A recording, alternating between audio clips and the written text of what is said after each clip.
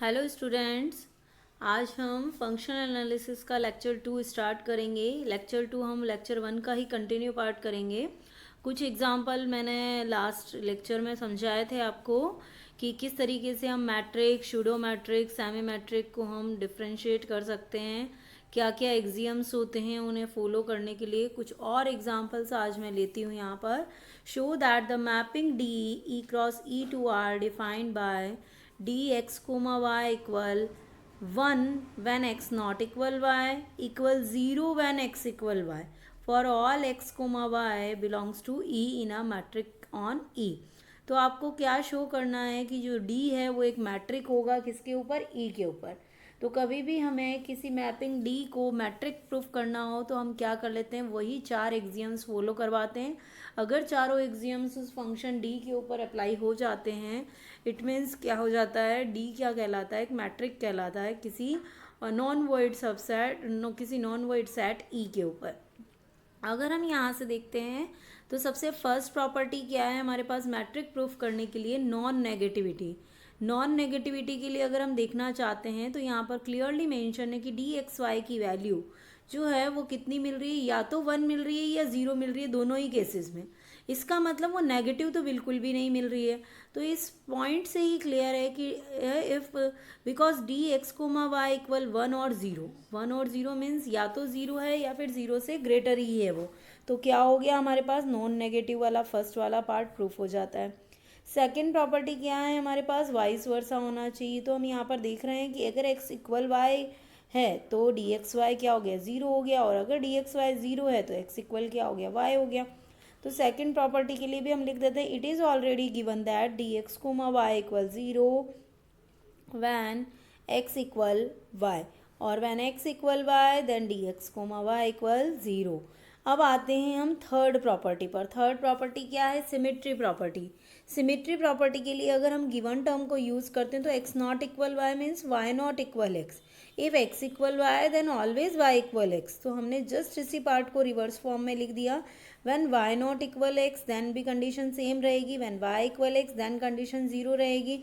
तो हम इस पूरे राइट साइड को क्या लिख सकते हैं इन शॉर्ट यहाँ पर, कि हमारे पास क्या मिल गया कि डी एक्स कोमा वाई जो है वो डी वाई कोमा एक्स के जैसा हो गया। अब हम देखते हैं इसका फोर्थ पार्ट अच्छे से समझिएगा इसका।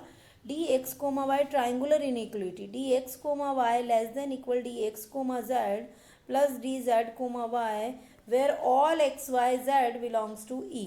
इसके लिए हम कुछ अलग अलग केसेस अराइज करते हैं कि क्या हर केस में ये रूल फॉलो हो रहा है। तो सबसे पहले हम लेते हैं X equal Y equal Z, जो हमें दिया हुआ है उसके अकॉर्डिंग अगर एक्स इक्वल वाई है तो उनका डी एक्स कोमा वाई क्या होना चाहिए, 0 हो जाना चाहिए। अगर एक्स कोमा जेड ले लेंगे तो डी एक्स कोमा जेड क्या हो जाएगा, 0 हो जाएगा। डी जेड कोमा वाई भी क्या हो जाएगा, 0 हो जाएगा, because X equal Y equal Z ले रखा है। अगर हम उसे ऊपर हमारा जो मेन पार्ट है जिसमें 0 इक्वल 0 प्लस 0 देखते हैं तो क्या हो जाएगा, D x comma Y equal D x comma Z plus D Z comma Y. It means first property हमारी यहाँ पर क्या हो जाती है, बहुत आसानी से क्या हो जाती है, प्रूफ हो जाती है। देन सेकंड केस में हम लेते हैं X not equal Y not equal Z. तो नॉट इक्वल वाले केस में हमारे पास डिस्टेंस का फॉर्मूला क्या है, 1 आ जाती है वैल्यू। हम देखेंगे एक्स कोमा वाई की वैल्यू 1 है, एक्स कोमा जेड की वैल्यू भी 1 है, और जेड कोमा वाई की वैल्यू भी कितनी है, 1।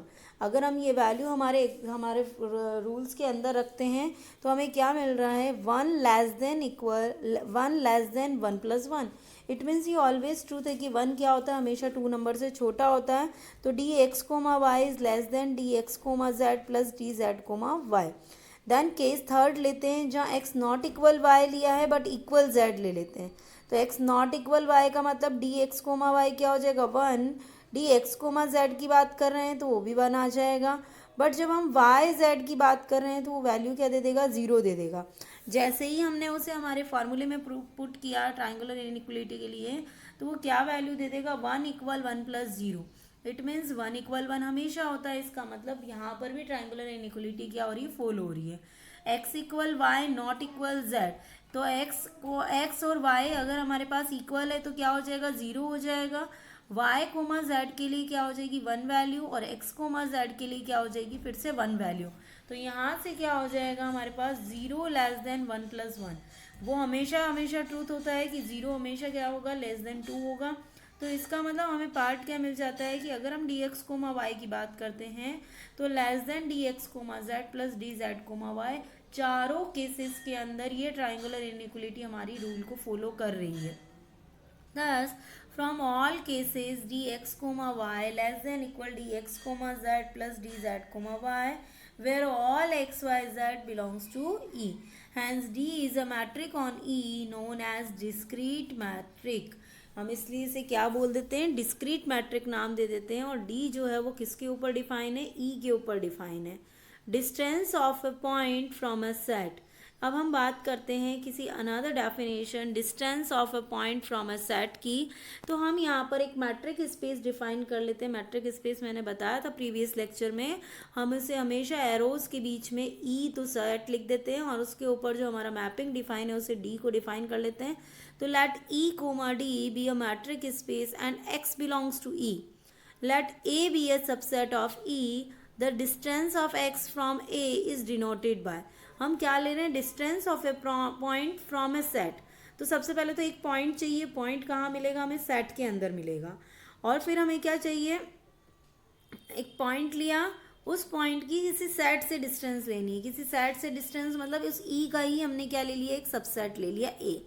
ठीक है, तो हम क्या ले रहे हैं, डिस्टेंस एक्स फ्रॉम ए, मतलब ए जो है वो हमने सबसेट लिया है ई का, is denoted by D x comma A and defined as D x comma A. जो डिस्टेंस होगी उसका फॉर्मूला क्या बन जाता है, infimum of D x comma small A where small A belongs to capital A. जो A subset हमने लिया है उसी के अंदर हमने एक एलिमेंट स्मॉल ए ले लिया। उस स्मॉल एलिमेंट की उस ई जो सेट है उसके एलिमेंट एक्स से डिस्टेंस ले ली जाए और उसका इन्फीमम ले लिया जाए। मीन सबसे छोटी जो डिस्टेंस होगी वो क्या कहलाएगी, उस पॉइंट की उस सेट से डिस्टेंस कहलाएगी। क्लियरली उसमें क्या क्या रूल फॉलो होंगे, डी एक्स कोमा ए क्या हो जाएगा, ग्रेटर देन इक्वल 0 हो जाएगा। डी एक्स कोमा ए लेस देन क्या हो जाता है, डी एक्स ए हो जाता है, क्योंकि हम इन्फीमम की बात कर रहे हैं। इट मीन सबसे छोटी वैल्यू वो होगी। और D x comma A equal 0 का मतलब क्या हो गया, एक्स बिलोंग्स टू क्या हो जाता है, ए हो जाता है।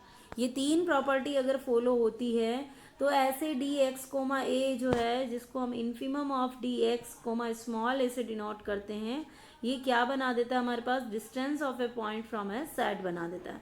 डिस्टेंस बिटवीन टू सेट्स की बात करते हैं। टू सेट का मतलब ए व बी, हमने दो सबसेट ले लिए हैं जो यस अब हम बात करते हैं डिस्टेंस बिटवीन टू सेट्स की। Let A and B be any two subset of a metric space E D. हमने क्या ले लिया, ए और बी दो सबसेट ले लिए किसके, ई सेट के। Then the distance between A and B denoted by D A comma B and defined as D A B equal infimum of D. जो ए और बी का हमें डिस्टेंस निकालना है जिन सबसेट का, उन सबसेट के किन्हीं पॉइंट ले लेते हैं हम। A belongs to small A belongs to capital A, small B belongs to capital B. और उन दोनों पॉइंट्स के बीच की डिस्टेंस का जो इन्फीमम होता है वो क्या हो जाता है, एग्जैक्टली उन दो सेट के बीच की जो डिस्टेंस है उसकी वैल्यू मिल जाती है। क्लियरली यहाँ पर भी तीन रूल फॉलो होंगे, D A comma B greater than equal 0, D A comma B is less than equal D A को small A comma B, where small a belongs to capital A set and small b belongs to capital B। जो दोनों a और b हमारे पास क्या है, subset हैं किसी set E के। और डी ए बी इक्वल क्या हो जाता है, 0 हो जाता है। D A B equal 0 if a intersection b not equal 5। ठीक है, दोनों कंडीशन हमारे पास लग चुकी है यहाँ पर। और इस तरीके से हमने क्या देखा कि ये किसकी डेफिनेशन हो गई हमारी, डिस्टेंस बिटवीन टू सेट्स की। अब हम बात करते हैं diameter of a set. Diameter का मतलब क्या है, जो हम डिस्टेंस ले रहे हैं वो मैक्सिमम होनी चाहिए। Let capital A be a subset of a metric space, then the diameter of A is denoted by. Diameter को किससे डिनोट कर रहे हैं, डेल ए से। ठीक है, और उसको डिफाइन करने का तरीका क्या है, del A supremum of distance of X comma Y where X and Y belongs to A. हमने कोई ए सबसेट ले लिया ई सेट का, जो ई सेट का सबसेट लिया है उसी के कोई दो पॉइंट की डिस्टेंस अगर हम मेज़र कर रहे हैं और उस डिस्टेंस का सुप्रीमम ले लिया जाए, मीन सबसे लंबी वाली जो डिस्टेंस है उससे अगर कंसीडर किया जाए, वो क्या बनाएगी हमारे पास, डायमीटर बनाएगी। और वो भी तीनों रूल फॉलो करते हो। पहला रूल क्या है, डेल ए ग्रेटर देन इक्वल 0 होना चाहिए। डेल ए ग्रेटर देन क्या हो जाएगा, D of X comma Y हो जाएगा, क्योंकि हम ग्रेटर वाली वैल्यू ले रहे हैं यहाँ पर। और del A equal 0 if A is a singleton set. Condition क्या लग जाती है, यदि ए हमारा सिंगलटन सेट है तो डेल ए की वैल्यू क्या आ रही है, 0। ये हमारी तीनों कंडीशन में कुछ कुछ पार्ट चेंज है यहाँ पर। तो अगर हम इस पार्ट को देखते हैं तो देखिए यहाँ पर कि फर्स्ट वाला जब हमने डिस्टेंस किसी पॉइंट से निकाली थी तो हमने देखा था D x comma A equal 0 if and only if X belongs to A. Then second part में जब हमने यहाँ पर डिस्टेंस बिटवीन टू सेट्स निकाली है तब हमने A intersection B not equal 5 ले लिया था। और थर्ड पार्ट जो है उसमें हमने क्या लिया, ए इज़ अ सिंगलटन सेट। अब हम आते हैं बाउंडेड मैट्रिक स्पेस पर कि बाउंडेड मैट्रिक स्पेस क्या होते हैं। If a metric space is said to be bounded if there exist a positive number capital M such that, हमेशा एक पॉजिटिव नंबर से अगर हमारी डिस्टेंस छोटी आ रही है तो हम उस मैट्रिक स्पेस को डी को क्या बोलेंगे कि वो क्या हो जाएगा, बाउंडेड हो जाएगा। मतलब डी एक्स कोमा वाई की वैल्यू लेस देन इक्वल क्या आ जाए, एम आ जाए। और एम हमने क्या लिया है, एक पॉजिटिव नंबर लिया है इस कैपिटल एम। और जहाँ एक्स और वाई दोनों किसके अंदर बिलोंग कर रहे हैं, किसी सेट ई के अंदर बिलोंग कर रहे हैं। और अगर ये रूल नहीं फॉलो होता है अदरवाइज इट इज़ अनबाउंडेड। तो in other words a metric space is bounded if its diameter is finite. कहने का मतलब अगर हम किसी मैट्रिक स्पेस को बाउंडेड बोल रहे हैं इट मीन्स इसका डायमीटर जो है वो क्या होना चाहिए, फाइनाइट होना चाहिए। अगर डायमीटर फाइनाइट नहीं है इसका मतलब वो बाउंडेड नहीं है, इसका मतलब वो किसी एक नंबर से छोटा तो नहीं है। फॉर एग्जाम्पल हमने यहाँ पर दो एग्जाम्पल डिफाइन किए हैं, बाउंडेड मैट्रिक स्पेस और unbounded metric space. D x comma Y equal क्या हो गया हमारे पास, mod of X minus Y for all X Y belongs to R. ऐसा सेट क्या कहलाएगा, ऐसा जो मैट्रिक स्पेस होगा वो क्या कहलाएगा, आपका unbounded metric space.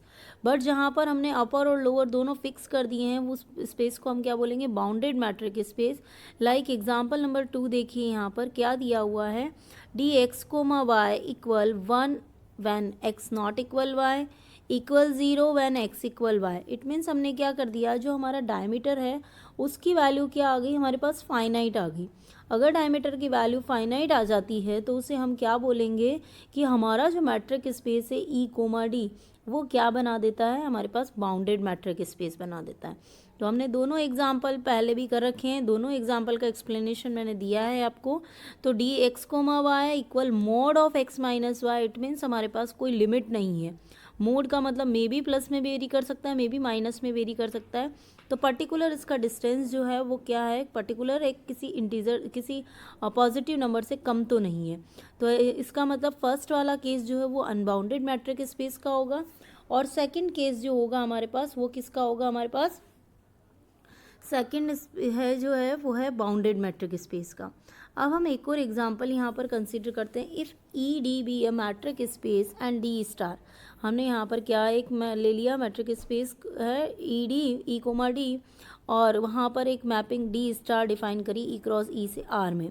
B a mapping defined by, वहाँ डेफिनेशन दी हुई है उस एग्जाम्पल में, D star x comma Y equal क्या दे रखा है, M D x comma Y upon 1 plus D x comma Y for all M जो है वो कितना है, जो कैपिटल एम है वो भी क्या है, पॉजिटिव नंबर है। और एक्स कोमा वाई वो दोनों किस में बिलोंग कर रहे हैं, ई के अंदर बिलोंग कर रहे हैं।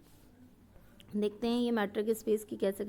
Then show that E comma D star is a bounded metric space. क्या प्रूफ करना है कि मैट्रिक स्पेस की चारों प्रॉपर्टी लगने के बाद ये ऐसा मैट्रिक स्पेस हो जो बाउंडेड भी हो। बाउंडेड का मतलब किसी एक पॉजिटिव नंबर कैपिटल एम से वो क्या हो जाए, छोटा हो जाए, तो उसे हम क्या बोलेंगे, ऐसे मैट्रिक स्पेस को बाउंडेड मैट्रिक स्पेस। तो उसके लिए सबसे पहले हम इसे मैट्रिक स्पेस प्रूफ करते हैं। मैट्रिक स्पेस प्रूफ करने के लिए वही 4 प्रॉपर्टी हमारी। सबसे फर्स्ट प्रॉपर्टी है नॉन नेगेटिविटी, क्योंकि हम given that E D be a metric space, तो हमें क्या दिया हुआ है, ई जो है ई सेट के ऊपर जो डी मैपिंग है वो तो मैट्रिक स्पेस बना रही है, हमें प्रूफ करना है ई के ऊपर जो डी स्टार है वो क्या बनाएगा, एक बाउंडेड मैट्रिक स्पेस बनाएगा। तो सबसे पहले ई कोमा डी स्टार को बाउंडेड मैट्रिक स्पेस लाने से पहले हमें इस ई कोमा डी स्टार को मैट्रिक स्पेस डिफाइन करना होगा। तो मैट्रिक स्पेस डिफाइन करने के लिए देखिए हमारे पास गिवन क्या है, जो डी है वो ई सेट के ऊपर तो हमारे पास क्या है, मैट्रिक स्पेस है। तो हमने उसकी चारों कंडीशन लिख ली कि अगर मैट्रिक स्पेस की डेफिनेशन हमें पता है तो हम उन चारों एक्सियम्स को वहाँ पर गिवन की फॉर्म में यूज़ कर सकते हैं। अब हमें प्रूफ किस पे करना है, सारा का सारा काम जो है वो डी स्टार पर करना है। हमारी मैपिंग कैसी चेंज हो रही है, D star x comma Y, जिसकी वैल्यू हमें दी हुई M D X Y upon 1 plus D x comma Y. और हमें क्या पता है, अगर हमारा d जो है वो मैट्रिक स्पेस है, इसका मतलब वो डी एक्स कोमा वाई क्या हो जाएगा, ग्रेटर देन इक्वल 0 हो जाएगा। हमें m दिया हुआ है ऑलरेडी ग्रेटर देन 0 है, इसका मतलब पूरी की पूरी ऊपर वाली वैल्यू क्या हो गई, ग्रेटर देन 0 हो गई, और नीचे वाली वैल्यू में भी क्या आ गया, 1 प्लस 0 से ग्रेटर कोई वैल्यू आ गई। तो उस केस में पूरा का पूरा टर्म क्या बन जाएगा, ग्रेटर देन इक्वल 0 बन जाएगा। तो फर्स्ट कंडीशन, फर्स्ट एक्सियम्स हमने यहाँ पर प्रूफ कर लिया। Now second axioms, D star x comma Y equal 0, then we have to prove that X equal Y. तो एक्स इक्वल वाई प्रूफ करने के लिए हमने D star x comma Y equal 0 ले लिया। तो हमने देखा कि ऊपर जो डिवाइड में जो हमारा है पार्ट वो राइट साइड में जाएगा तो 0 में मर्ज हो जाएगा। M D x comma Y equal क्या बन गया, 0 बन गया। किसी का भी मल्टीप्लाई एम भी 0 में मर्ज हो जाएगा तो डी एक्स कोमा वाई क्या बन गया, 0 बन गया। फॉर हमको दिया हुआ क्या है, एम क्या है, ग्रेटर देन 0 है। इसका मतलब एम ग्रेटर देन 0, तो 0 तो नहीं है, 0 नहीं है, तो इसका मतलब डी एक्स कोमा वाई क्या हो जाएगा, वो 0 हो जाएगा। और डी एक्स कोमा वाई 0 होने का मतलब क्या है हमारे पास, क्योंकि मैट्रिक स्पेस है डी, तो इसका मतलब एक्स इक्वल वाई तो वहाँ दिया हुआ है, और एक्स इक्वल वाई देने का मतलब क्या हो गया, यही तो हमें प्रूफ करना था कि D star x comma Y अगर 0 हो तो हमें लेके क्या आना है, एक्स इक्वल वाई लेके आ जाना है। थर्ड पार्ट देखिए, D star x comma Y part हम सिमेट्री लेते हैं, तो M D X Y upon 1 plus D X Y. जैसे ही डी एक्स कोमा वाई है हमें पता है, क्योंकि डी मैट्रिक स्पेस है तो हम उस पर क्या लगा सकते हैं, डी वाई कोमा एक्स लगा सकते हैं। हमने दोनों जगह सी पार्ट से वाई कोमा एक्स लगा दिया, वाई कोमा एक्स लगा दिया, तो इसे हम क्या लिख सकते हैं, D star Y comma X लिख सकते हैं। देन लास्ट प्रॉपर्टी हमारे पास, इसकी फोर्थ प्रॉपर्टी ट्राइंगुलर इनइक्वलिटी वाली, उसमें भी हमने D star x comma Y पहले वैल्यूज़ रख ली। अगर हम m यहाँ से कॉमन ले लेते हैं और इस पार्ट को कंसिडर करते हैं तो सेम पार्ट बना दिया हमने, क्या बना दिया यहाँ से, m ब्रैकेट के अंदर 1 minus 1 upon D 1 plus D x comma Y. अगर हम इसको वापस से अरेंज करके लिख देते हैं तो 1 plus D x comma Y minus 1, it means 1 से 1 कैंसिल हो जाता है। हमने जस्ट इसका एक स्पेशल फॉर्म लिख दिया। अब जब हम स्पेशल फॉर्म ले रहे हैं तो नीचे वाला जो पार्ट है, अगर हम डी पार्ट से देखते हैं हमारे डेफिनेशन जो है मैट्रिक स्पेस की, तो वो क्या हो जाएगा, less than equal D x comma Z plus D Z comma Y हो जाएगा। हमने नीचे वाले पार्ट को चेंज कर लिया है यहाँ पर। जस्ट ये प्रॉपर्टी अगर हम देखते हैं तो हमने क्या देखा, एम को हम दोनों पार्ट पर क्या लगा देते हैं, सेपरेट कर देते हैं। एम को दोनों पार्ट पर सेपरेट कर दिया, M D 1 plus D x comma Z plus D Z comma Y minus 1 हो जाएगा, तो 1 से 1 कैंसिल हो जाएगा। ऊपर क्या हो गया, D x comma Z plus D Z comma Y. X comma Z को एक बार अलग ले लिया, जेड कोमा वाई को एक बार अलग ले लिया। ये दोनों जो है हमारे पास ये किसकी प्रॉपर्टी बन जाएंगे, देखते हैं हम यहाँ से कि हमने देखा एक्स कोमा जेड 1 प्लस नीचे वाला पार्ट क्या हो गया, फिर से X comma Z Z comma Y, तो क्या बन जाएगा, एक्स कोमा जेड बन जाएगा एक तो, और एक हमारे पास दूसरा वाला पार्ट जो है वो X comma Z Z comma Y है, वो पार्ट क्या बन जाएगा, जेड कोमा वाई बन जाएगा। तो हमने यहाँ से क्या देखा, ये पूरा का पूरा जो पार्ट है ये क्या बन जाता है, D star x comma Y less than equal, ये डी स्टार बन गया, एक्स कोमा जेड बन गया, क्योंकि हमने एम की फॉर्म में आंसर ले लिया, और D star z comma y बन गया। तो इसका मतलब हमने जो इनइक्वलिटी उस फॉर्मेट में देखी थी वो इनइक्वलिटी हमारे पास यहाँ पर किस फॉर्म में आ गई है, इस फॉर्मेट में हमें मिल चुकी है। तो हमने यहाँ लेस देन के साइन लगाकर जो ट्राइंगुलर इनइक्वलिटी थी उसकी हेल्प से हमने यहाँ पर क्या लिख दिया, दोनों जगह वैल्यू पुट कर दी, और इस तरीके से हमें क्या मिल गया, ई डी स्टार जो है वो एक मैट्रिक स्पेस तो मिल चुका है। बट ई डी स्टार को मुझे क्या प्रूफ करना है, E D star is a bounded metric space. Bounded metric space में देखिए जो प्रॉपर्टी हमने अभी ली थी वही प्रॉपर्टी हम वापस से लेते हैं। D star x comma Y equal क्या, एम, मैंने उसी पार्ट को फिर से स्प्लिट कर दिया, 1 minus 1 upon 1 plus D x comma y, m minus m upon 1 plus D x comma Y. It means D star x comma y क्या हो जाएगा, एम से कुछ वैल्यू कम है और एम की वैल्यू क्या है, ऑलरेडी पॉजिटिव, ठीक है, और डी एक्स कोमा वाई की वैल्यू भी पॉजिटिव, इसका मतलब जो सेकंड टर्म है वो पूरी पॉजिटिव बन रही है। पॉजिटिव बनने का मतलब क्या हो गया कि ये पूरी वैल्यू एम से तो कुछ कम होगी, एम से कुछ कम होगी, इसका मतलब क्या हो जाएगा, लेस देन एम हो जाएगी। तो इस तरीके से हम क्या देख सकते हैं कि ई comma D star is a bounded metric space. तो हमारे को क्या मिल जाता है, ई कोमा डी स्टार क्या मिल गया, एक बाउंडेड मैट्रिक स्पेस मिल जाता है। तो अगर कभी बाउंडेड मैट्रिक स्पेस प्रूफ करना है तो इसकी डेफिनेशन ही क्या है कि ऐसा मैट्रिक स्पेस जो बाउंडेड हो, जो किसी एक पर्टिकुलर पॉजिटिव नंबर से क्या हो जाए, लेस आ जाए। तो हम पहले क्या करेंगे, मैट्रिक स्पेस प्रूफ करेंगे और उसके बाद उसके ऊपर एक बाउंडेड की कंडीशन और अप्लाई कर देंगे। तो गिवन की हेल्प से हम बहुत इजीली बाउंडेड वाला पार्ट भी प्रूफ कर सकते हैं। आई होप यहाँ तक सारे स्टूडेंट को समझ आया होगा। फिर भी अगर कोई डाउट है तो आप कमेंट सेक्शन में डाल सकते हैं।